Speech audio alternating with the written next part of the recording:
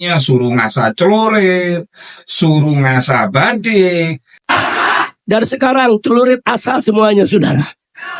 Dari sekarang celurit, parang, badik, semua senjata yang kita punya siapkan. Dari sekarang celurit, parang, badik, semua senjata yang kita punya siapkan.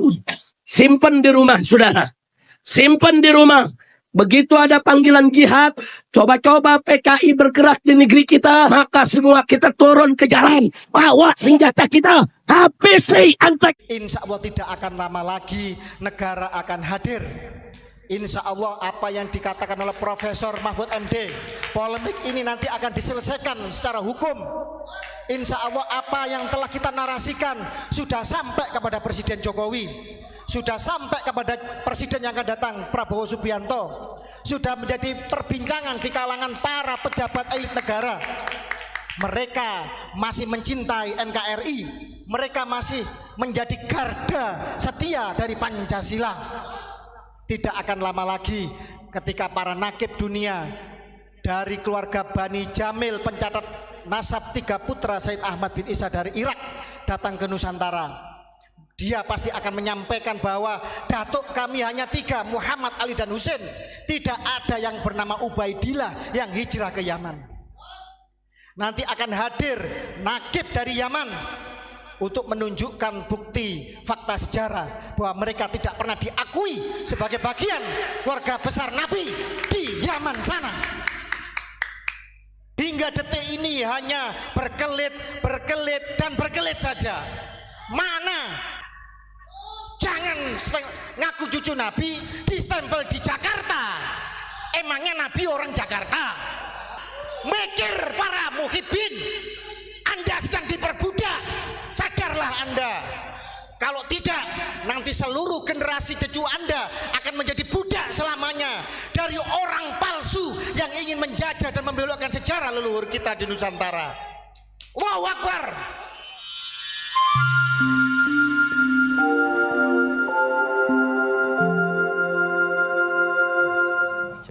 Kitab nasab zaman tidak ada. Zong. Tes DNA gagal total. Yang ketiga, mana isbat mereka dari Yaman dan dari Irak? Zong. Nihil, saudara-saudara. Stempel mereka hanya dari Jakarta. Dan ini kebodohan, kelucuan yang menggelikan. Lah kok masih banyak yang percaya? Apa perlu kita ungkap hasil tes DNA mereka? Kita membiayai kok mereka. Pak, banyak Pak Alwi baik yang sebenarnya sadar dengan kejahatan dari klan mereka yang menjual agama, yang masih mengkapitalisasi agama. Mohon maaf, saya tidak akan mengatakan nama karena kita harus menghargai privasi, dan saya menghargai saudara saya tersebut dari Pak Alwi yang telah mau untuk tes DNA. Baik, saya akan buka bahwa yang bersangkutan sudah tes DNA di Family Tree DNA. Jelas bahwa haplogrup Y DNA mereka adalah G. Jelas G. Artinya pria dari Kaukasus, dari Bani Khazar yang telah musnah, hancur, menyebar ke seluruh dunia. Tetapi jejak catatan Tuhan dalam genetik kita tidak akan pernah hilang dan terhapus begitu saja. Selama-lamanya akan tercatat. Kita keturunan siapa akan tercatat. Yang pertama, ras Arabnya kurang dari 1%. Artinya mereka sama sekali bukan orang Arab. Gitu kok ngaku cucu Nabi. Arab saja bukan kok.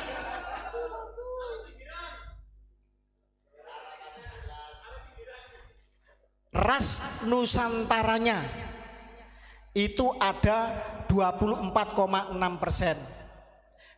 Nenek-neneknya memang kemungkinan keluarga besar Wali Songo. Makanya masih ada kebajikan di dalam dirinya, masih ada kerendahan hati dan ingin berintegrasi dengan semua suku di Nusantara. Aplaus untuk dia. Monggo, Allahu Akbar. Kita doakan yang bersangkutan panjang umur dan menjadi contoh bagi Ba'alwi yang lain untuk kembali ke dalam pangkuan Nusantara kita. Kemudian ras Indochina. Indochina itu Laos, Vietnam, Kamboja, artinya campa lah gitu. Itu ada 8,6%. Kemungkinan mutasi genetik keluarga Wali Songo kan dari sini. Oke. Kemudian Myanmar, loh kok aneh, kok Myanmar khusus, kok bukan bagian dari Asia Tenggara? Tenang dulu, Myanmar ini adalah dimaksud adalah Rohingya. Rohingya ini saudara-saudara pelarian dari bangsa Khazar ketika dihancurkan oleh Kievan Rus, dihancurkan oleh Mongol. Mereka tercerai-berai ke seluruh dunia, mereka menyusup ke segala bangsa, mereka menyusup ke segala agama. Salah satunya adalah berpindah migrasi ke India. Di zaman Syekh Jalaluddin Akbar, mereka membuat kisruh di India, kemudian diusir ke India Timur yang sekarang menjadi Bangladesh, yang waktu itu masih negeri entah berantah. Kemudian mereka ngisru lagi, kemudian akhirnya mereka dimusuhi, dan oleh Inggris mereka kemudian dibawa migrasi ke Myanmar. Saudara-saudara sekalian, di Myanmar itu ada 3 suku yang beragama Islam selain Rohingya. Tetapi kenapa hanya Rohingya yang dianggap sebagai ekstremis? Karena mereka ngisru, karena mereka ingin memberontak, karena mereka ingin memisahkan diri, ingin mengkapling wilayah, mengklaim sejarah di dalam Myanmar kita. Makanya kemudian mereka diperangi. Itu masih baik pemerintah Myanmar. Dengan kerjasama PBB mereka dibuatkan sebuah pemukiman di sebuah pulau dengan fasilitas yang luar biasa. Tetapi dasar ras jahat mereka tidak nyaman kalau kemudian hidupnya baik-baik saja. Mereka kemudian dengan segala macam rekayasa hijrah ke Malaysia, ke Aceh, dan tahu sendiri apa yang mereka lakukan. Jejak digital bisa dilihat. Mereka kalau dimakan sedikit dibuang, mereka ngomel kalau makannya tidak enak. Bahkan kemudian di tahun baru kemarin di Kuala Lumpur, ratusan ribu orang Rohingya membuat sampah, mereka ngisru di Malaysia. Dan sekarang menjadi persoalan serius, menjadi perbincangan. Orang Malaysia bingung bagaimana cara mengusirnya. Ba'alwi ini 18% sama dengan ras Myanmar. Ini adalah ras Bani Khazar yang hijrah ke Myanmar. Kemudian ada Middle East. Middle East ini Timur Tengah. Ini ras mayoritas, hampir 50%, 45,6%. Ini Southern Levant, Anatolia, Armenia, dan Mesopotamia. Apa yang dimaksud dengan Levant itu? Wilayah mana Levant itu? Adalah wilayah Israel sekarang itu. Israel sekarang bukan dihuni mayoritas oleh orang-orang Yahudi keturunan Ibrahim, tetapi dihuni oleh orang-orang ras genetik Khazar dari Kaukasia. Dan ini terbukti di dalam Ba'alwi kita di Indonesia, ras mereka mayoritas sama dengan orang-orang Levant. Armenia di Kaukasia adalah bekas kewilayahan dari Khazar juga. Ras bangsa Khazar yang menjadi Yahudi Askenazi, Yahudi Separdi, Yahudi Kaifeng dan lain-lain yang menyusup di segala bangsa dan segala agama. Mereka di Hindu ngesru, membuat Bharatiya Janata yang sekarang rasis, banyak menggusur masjid di India. Mereka kemudian masuk di agama Kristen, membuat Protestan, membuat segala macam sekte yang itu menyesatkan. Mereka kemudian menyusup di dalam Islam, tidak tanggung-tanggung ngaku cucunya Nabi Muhammad SAW. Ayo, ini ilmu pengetahuan, ini data, dan ini pembuktian. Sekarang kita balik, mana Ba'alwi? Buktinya kalau ente adalah cucunya Nabi Muhammad SAW. Saya ulang, mana isbatnya dari Yaman dan Irak? Mana hasil tes DNA ente? Kalau ente berani tes DNA dong. Masa imam, katanya imamnya nyuruh tes DNA, menantunya bilang haram. Ini kan dagelan namanya. Hanya orang goblok yang bisa ditipu dengan dagelan-dagelan menyesatkan seperti ini.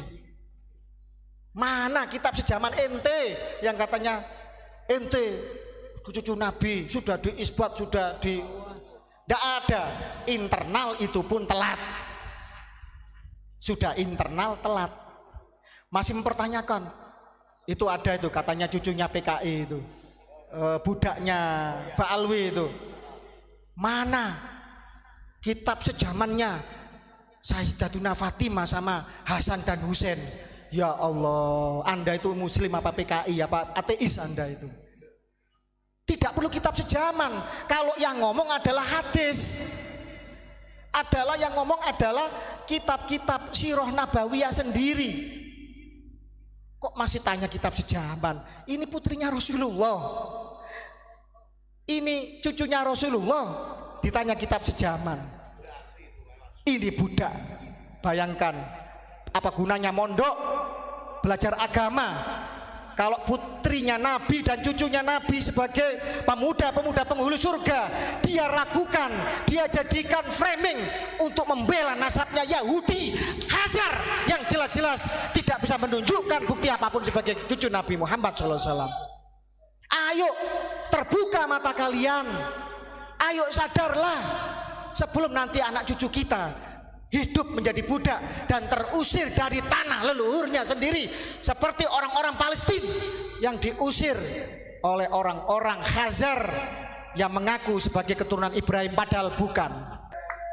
MUI jangan diam saja ketika mereka membuat cerita-cerita halu, ketika di dalam kitab manakib mereka yang resmi, datuk mereka mengklaim Mi'raj 70 kali dalam semalam. Ini menodai, ini jelas-jelas melecehkan, merendahkan Nabi besar kita Muhammad SAW. Rukun iman ada 7. Tidak perlu haji, cukup ketarim. Ini lucu Nusantara penuh dengan kejayaan, masa dibandingkan dengan sebuah kota yang gersang, yang tidak ada jejak peradaban sejarahnya dalam dunia Islam.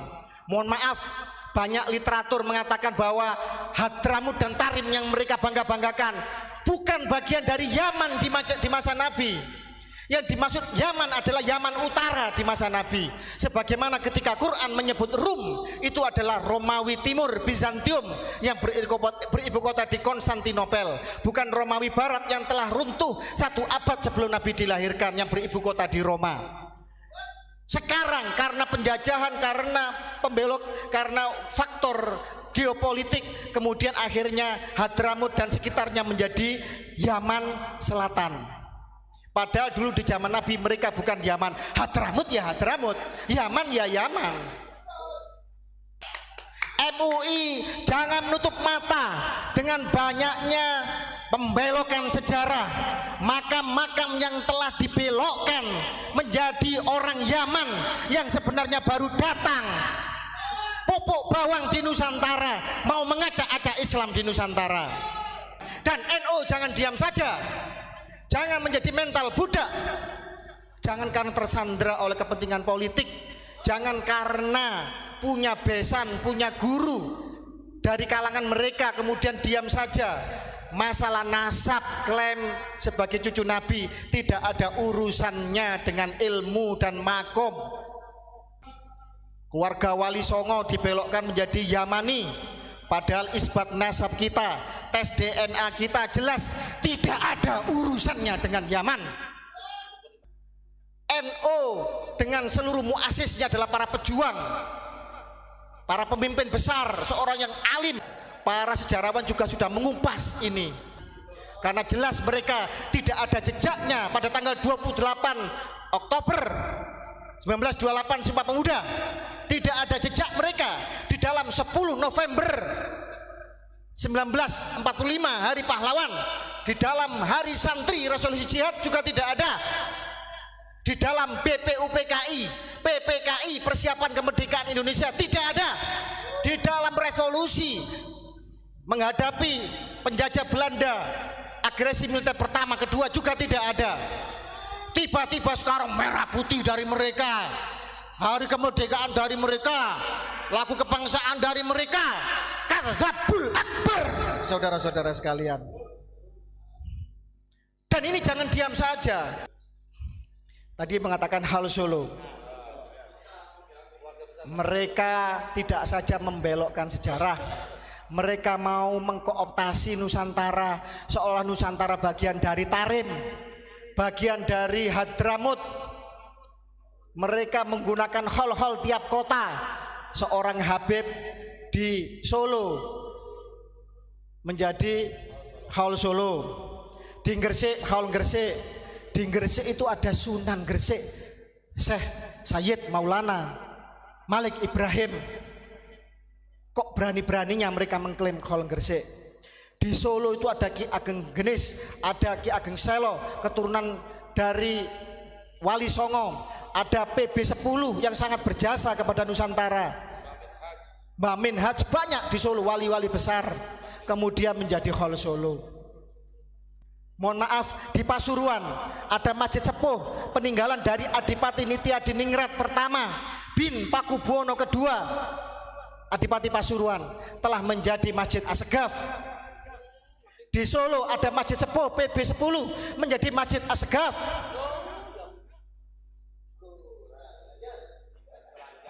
Ini nanti kalau ketua dewan, wakil ketua dewan, bupati, wali kota, legislatif kita hingga presiden dikuasai oleh mereka.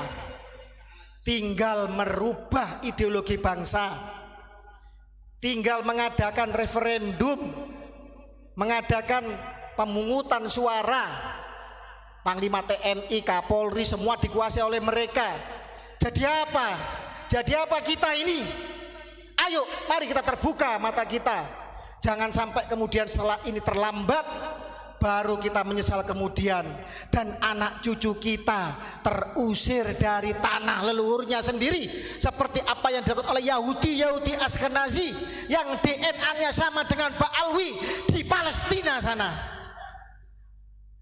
Allahu Akbar. Siap kita lawan?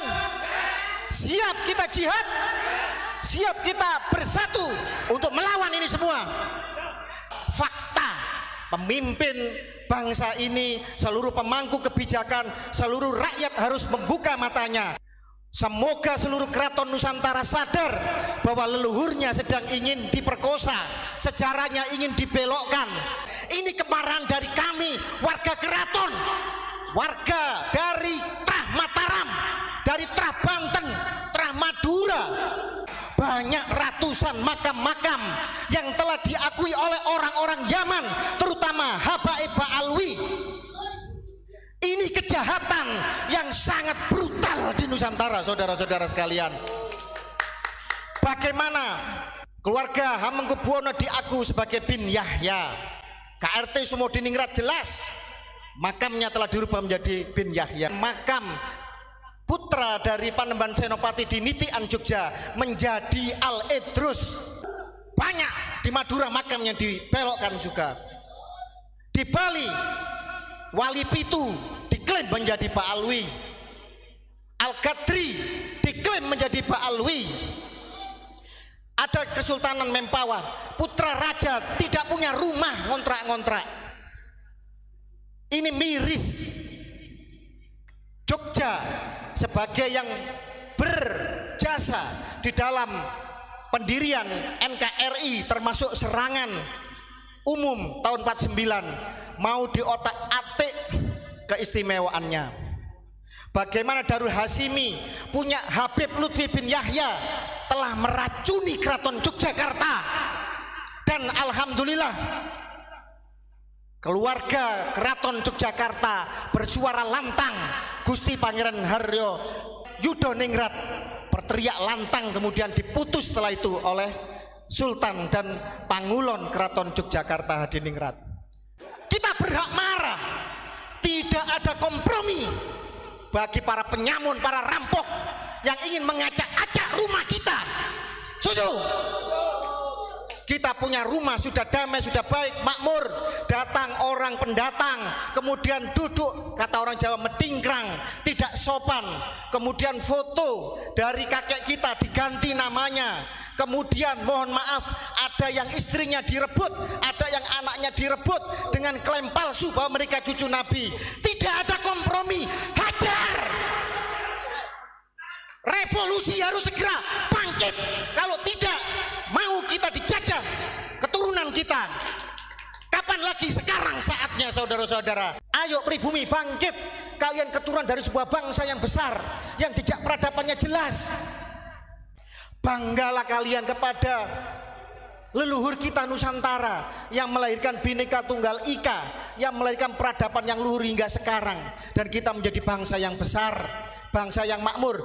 Jangan sampai negaranya makmur, kalian hanya menjadi budak. Yang menikmati adalah mereka-mereka yang mengatakan bahwa kami adalah majikan kalian. Kalian harus menyembah, mencium kaki kami. Itu sudah terjadi. Di mana harga diri kalian? Saudara sekalian, bagi kita semua sebenarnya polemik Nasabah Alwi ini sudah menang telak. Tidak ada satupun narasi dari mereka kecuali penyesatan dan framing jahat yang mereka lakukan. Betul? Tidak ada bantahan ilmiah apapun yang bisa mereka lakukan. Tidak ada bukti kitab sejaman yang bisa mereka hadirkan hingga detik ini untuk membuktikan bahwa keabsahan nasab mereka adalah benar adanya. Mereka juga takut dengan segala alasan untuk melakukan tes DNA sebagai sebuah kajian yang diakui oleh seluruh dunia. Bahkan Muktamar Nahdlatul Ulama ketika di Boyolali bisa memberikan fatwa bahwa tes DNA bisa membatalkan ilhaq nasab. Tetapi anehnya justru ada dari oknum PBNU yang justru memframing bahwa tes DNA adalah tidak presisi dan lain sebagainya. Walaupun mental budak itu jangan keterlaluan. Ingat muasis kita, ingat Mbah Hasyim Asy'ari, ingat Syekh Nawawi Al-Bantani, ingat Syekhona Khalil Bangkalan, ingat penghulu datuk kita Wali Songo yang telah dengan seluruh jiwa raga, darah, harta, nyawa, keringatnya digunakan untuk membangun peradaban Islam di Nusantara. Saudara-saudara sekalian, Mbak Alwi juga tidak bisa menghadirkan bukti isbat nasab dari negara leluhurnya. Hingga detik ini hanya berkelit dan berkelit saja. Mana kalau benar keturunan keluarga zuriyah Nabi dari Yaman, hadirkan isbat nasab dari Yaman. Kalau benar bahwa Sayyid Ahmad bin Isa hijrah dari Irak ke Yaman, hadirkan isbat nasab dari Irak. Jangan ngaku cucu Nabi distempel di Jakarta. Emangnya Nabi orang Jakarta? Emangnya leluhur Nabi awal-awalnya tersebar di Jakarta? Mikir para muhibbin, Anda sedang diperbudak. Sadarlah Anda. Kalau tidak, nanti seluruh generasi cucu Anda akan menjadi budak selamanya dari orang palsu yang ingin menjajah dan membelokkan sejarah leluhur kita di Nusantara. Allahu Akbar. Saudara-saudara sekalian yang saya hormati, saya muliakan, tidak banyak yang bisa kami sampaikan di sini selain apresiasi yang setinggi-tingginya dari keluarga Keraton Nusantara kepada seluruh pejuang dari Trah Wali Songo, Trah Kesultanan, Trah ulama-ulama sepuh leluhur kita, termasuk juga kepada keluarga besar Pondok Unik. Apa yang kalian narasikan, yang panjenengan semua perjuangkan pada hari ini, insya Allah tidak akan lama lagi negara akan hadir. Insya Allah apa yang dikatakan oleh Profesor Mahfud MD, polemik ini nanti akan diselesaikan secara hukum. Insya Allah apa yang telah kita narasikan sudah sampai kepada Presiden Jokowi, sudah sampai kepada Presiden yang akan datang Prabowo Subianto, sudah menjadi perbincangan di kalangan para pejabat elit negara. Mereka masih mencintai NKRI, mereka masih menjadi garda setia dari Pancasila. Tidak akan lama lagi ketika para nakib dunia dari keluarga Bani Jamil, pencatat nasab 3 putra Sayyid Ahmad bin Isa dari Irak datang ke Nusantara. Dia pasti akan menyampaikan bahwa datuk kami hanya 3, Muhammad, Ali dan Husain. Tidak ada yang bernama Ubaidillah yang hijrah ke Yaman. Nanti akan hadir nakib dari Yaman, untuk menunjukkan bukti fakta sejarah bahwa mereka tidak pernah diakui sebagai bagian keluarga besar Nabi di Yaman sana. Juga akan hadir insya Allah Ketua Nakib Dunia Sayyid Munir dari Turki, Hashimiyun. Turki adalah bekas Khilafah Utsmani. Di sana pencatat nasab Nabi dilakukan berabad-abad selama eksistensi Utsmani. Dan insya Allah semua akan hadir di Indonesia, di Nusantara untuk menjelaskan kepada mereka-mereka yang bermental inlander bahwa Ba'alwi bukan keturunan Nabi Muhammad SAW. Kalau yang ngomong Gus Fakih Mukodam, Fakih Wirahadiningrat, mereka tidak percaya. Hidungnya pesek, mukanya pribumi, kayak begitu. Ah, lu siapa? Yang ngomong Mama Hufron, Gus Ubat, Gus Ilyas, Gus Imo dan keluarga besar unik, mereka nggak percaya. Yang ngomong Kiai Imaduddin, walaupun pengarang kitab kelas dunia, puluhan kitabnya dicetak, digunakan di luar negeri, mereka tidak percaya. Karena mentalnya inlander. Kalau ketemu orang mata sipit, mereka minder. Wah, ini lebih lihai dalam berbisnis. Kalau ketemu orang matanya biru, rambutnya pirang, wih, ini lebih jenius dalam ilmu pengetahuan. Kalau ketemu orang hidungnya mancung, walaupun tidak bisa ngaji, pakai surban sebesar ban Vespa, dipikir alim cucu Nabi. Ini mental inlander. Padahal bangsa kita, ayo terbuka mata kalian, ayo sadarlah sebelum nanti anak cucu kita hidup menjadi budak dan terusir dari tanah leluhurnya sendiri, seperti orang-orang Palestina yang diusir oleh orang-orang Khazar yang mengaku sebagai keturunan Ibrahim padahal bukan. Mama Hufron patut kita apresiasi yang luar biasa. Beliau rela untuk tampil menjadi tumbal bagi Pancasila, tumbal bagi Nusantara, rela untuk dibully, dihujat, dicaci maki, untuk dijadikan framing lucu-lucuan oleh orang-orang generasi yang sebenarnya mereka ngajinya aja belum tentu bisa.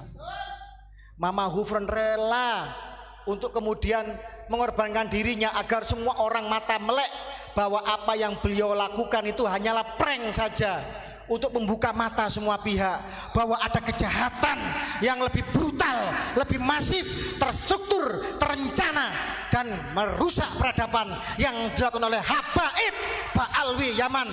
Allahu Akbar. Wallahu muwaffiq ila aqwamit thoriq. Wassalamualaikum warahmatullahi wabarakatuh.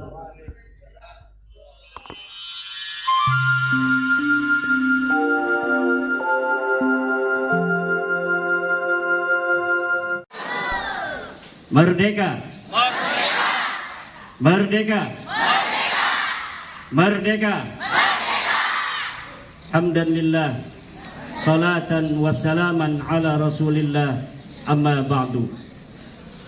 Hari ini 17 Agustus 2024. Dahulu kala 17 Agustus 1945 bangsa Indonesia telah memproklamasikan kemerdekaan dari para penjajah. Bangsa Indonesia telah lahir menjadi bangsa baru dalam peradaban baru, peradaban kemerdekaan. Merdeka bukan hanya berarti terbebas dari penjajahan, tapi merdeka adalah bagaimana kita hari ini dapat melanjutkan semangat perjuangan para pahlawan yang tidak pernah kering dari semangat untuk memerdekakan diri mereka dan untuk anak cucu mereka dari orang-orang yang ingin menguasai sumber daya alam, sumber daya manusia dari bangsa Indonesia. Kemerdekaan bukan hanya berarti merdeka dari penjajahan, Tapi kemerdekaan juga berarti adalah kemerdekaan dalam pikiran. Kemerdekaan di dalam mengelola bangsa kita sendiri. Kemerdekaan bukan berarti kita hidup tanpa aturan, tapi kemerdekaan berarti kita hidup dalam aturan yang kita buat sendiri, bukan dibuat oleh penjajah-penjajah asing. Kemerdekaan bukan hanya berarti kemerdekaan raga kita dari penjajah, tapi kemerdekaan juga berarti kemerdekaan mental kita dari setiap mental terjajah. Hapuskan mental terjajah dari kalian. Hapuskan mental inlander. Hapuskan mental perbudakan. Mental budak yang ada di hati bangsa Indonesia harus dihapuskan agar bangsa Indonesia memiliki jati dirinya sebagai bangsa yang besar, bangsa yang telah teruji peradabannya ribuan tahun yang silam. Tidak semua bangsa di dunia mempunyai peradaban besar seperti peradaban bangsa Indonesia. Borobudur adalah saksi, Prambanan adalah saksi, Roro Jongrang adalah saksi. Mongol yang mampu mengalahkan peradaban Mesopotamia, yang mampu mengalahkan 2/3 dunia, tetapi ketika menghadapi bangsa Indonesia, Mongol terkalahkan oleh bangsa Nusantara. Bangsa Indonesia bangsa yang kuat, bangsa Indonesia bangsa yang mulia, bangsa yang terlahir dari para pejuang-pejuang. Tidak boleh dalam diri bangsa Indonesia ada perasaan bahwa dirinya lebih rendah dari orang lain, dari bangsa lain. Apalagi bangsa lain itu makan dan minum dari tanah leluhur kita sendiri. Hari ini 17 Agustus 2024 kita proklamasikan di dalam diri kita bangsa Indonesia bahwa tidak ada lagi orang yang merasa, bangsa lain yang merasa dirinya lebih mulia dari bangsa Indonesia ketika dia hidup di tengah-tengah bangsa Indonesia, makan dari tanah Indonesia, minum dari kali-kali Indonesia, dan dia menghirup udara-udara Indonesia. Bangsa Indonesia harus menjadi raja di tanahnya sendiri. Bangsa Indonesia harus menjadi tuan di tanahnya sendiri. Bangsa lain yang mau hidup di tengah-tengah bangsa Indonesia, silahkan, tetapi dia hanya sebagai pembantu dan budak-budak bangsa Indonesia. Bangsa Indonesia tidak boleh menjadi inferior terhadap bangsa lain. Bangsa Indonesia adalah tuan, dan sampai kapanpun, sampai matahari terbit dari barat, sampai gunung-gunung berkeping-keping, sampai langit runtuh, sampai matahari terbelah, maka bangsa Indonesia akan menjadi tuan di atas tanah Indonesia. Bangsa-bangsa lain di dunia yang ingin hidup di tengah-tengah bangsa Indonesia, silahkan, tapi dengan satu syarat: kalian harus mau jadi budak-budak dari bangsa Indonesia.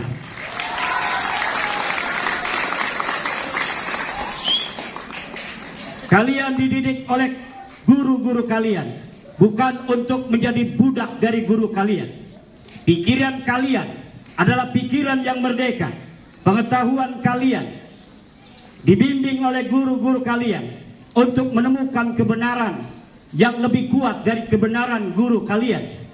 Kalaulah hari ini para ahli mengatakan bulan adalah satelit bumi menurut ilmu guru-guru kalian, maka jika di suatu waktu kalian menemukan dengan dalil yang lebih presisi bahwa bulan bukan satelit bumi, maka kalian harus teguh dengan segala dalil yang kalian miliki, dengan ilmu yang kalian miliki, dengan keyakinan yang kalian miliki bahwa bulan bukan satelit bumi. jika kalian nanti suatu saat menemukan dalil yang berbeda dengan dalil kami di hari ini. Bukan berarti kalian ketika diajari sebuah kebenaran hari ini, kebenaran itu mutlak untuk kalian jaga sampai mati, walaupun kalian menemukan kebenaran yang lebih hakiki dari kebenaran kami. Itulah yang diajarkan oleh agama Islam, agama dalil, agama yang berjalan di atas kebenaran. Kebenaran milik Tuhan, hanya Tuhan yang mengetahui kebenaran, bukan guru kalian, bukan orang tua kalian. Kami, guru-guru kalian, hanya membimbing kalian untuk mencapai kebenaran. Dan kebenaran yang kalian terima hari ini adalah kebenaran yang dilahirkan dari segala premis-premis yang kami miliki, dalil-dalil yang kami miliki.